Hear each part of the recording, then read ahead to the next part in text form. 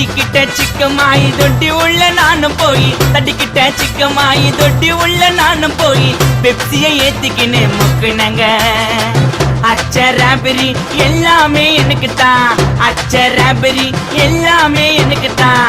புச்ச பொருள் பாதி தடிங்களுக்கு கணக்கு தான் 10 புருவன் 10.